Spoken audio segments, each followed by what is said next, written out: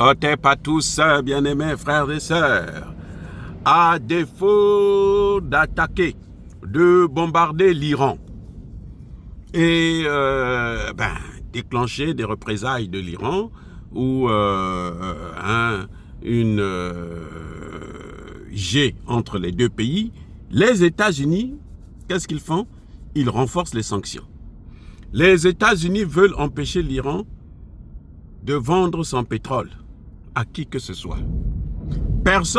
Trump demande à ce que personne ne puisse acheter le pétrole iranien.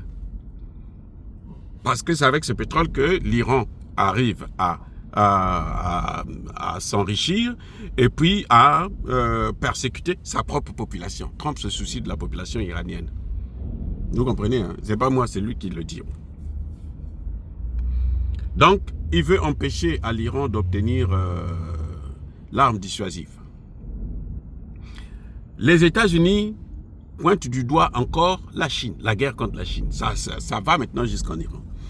En fait, les États-Unis disent que l'essentiel du pétrole iranien est acheté par la Chine.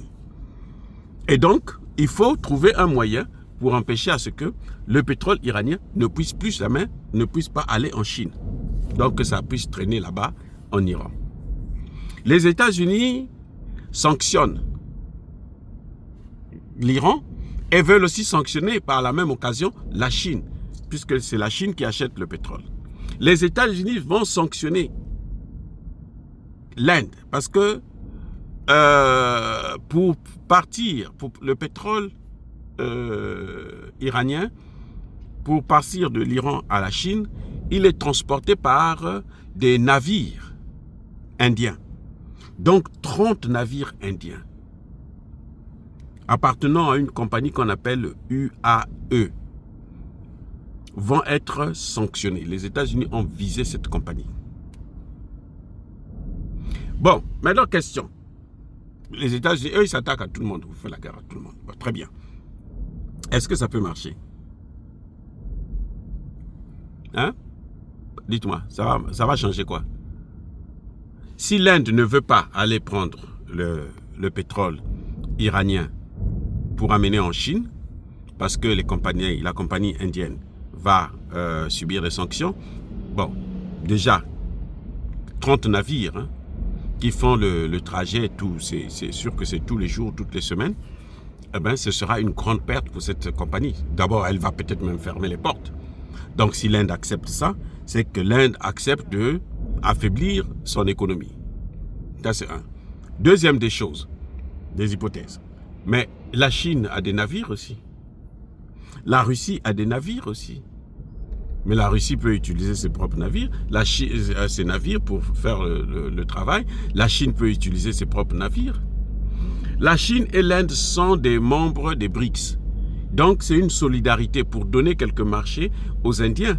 Mais si les Indiens ne veulent pas le faire, ils ont peur des sanctions américaines, eh ben, la Chine va trouver une alternative. Ce sera soit les Russes, soit les Chinois eux-mêmes qui feront le travail. Donc, là encore, Trump est en train de taper à côté. Je vous ai dit, on ne peut pas être, personne ne peut gouverner ce monde, parce que ce monde n'appartient pas à quelqu'un. C'est un bien commun.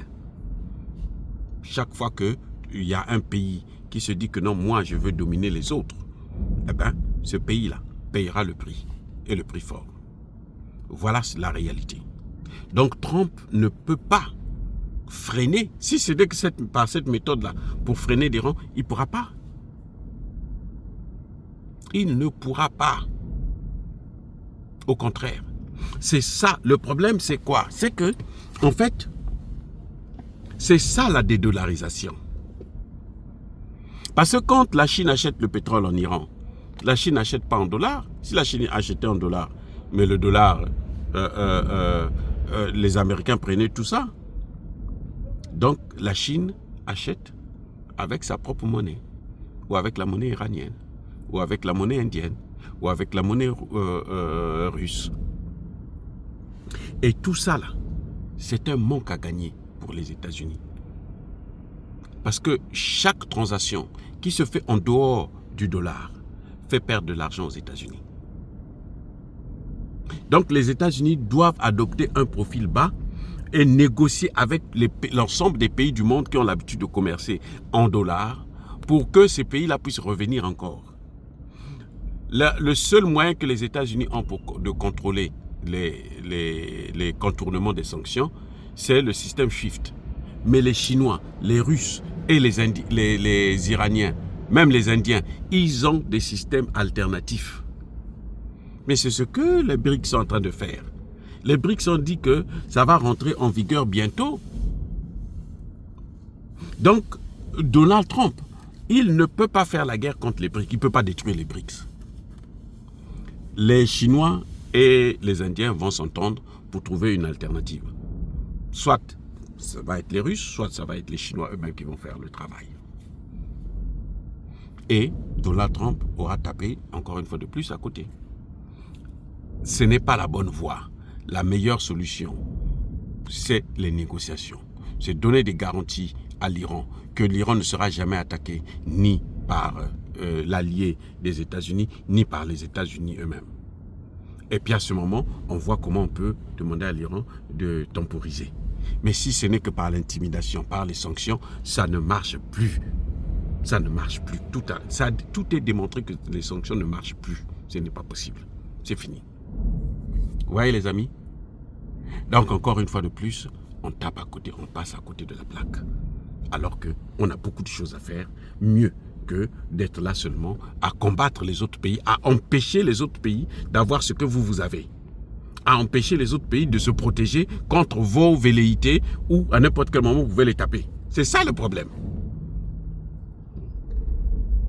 Donc voilà, bien-aimés frères et sœurs, soyez bénis, abondamment bénis par le Dieu des Kémités, par nos ancêtres angélisés, mais que tous ceux qui persécutent le continent africain, le pillent et le déstabilisent, qu'ils soient noirs, blancs, chinois, arabes, juifs, indiens ou qui qu'ils soient punis, maudits, foudroyés, neutralisés, écrasés, effacés par le Dieu des Kémités, par nos ancêtres angélisés. Vive l'Afrique éternelle, j'ai dit et j'assume.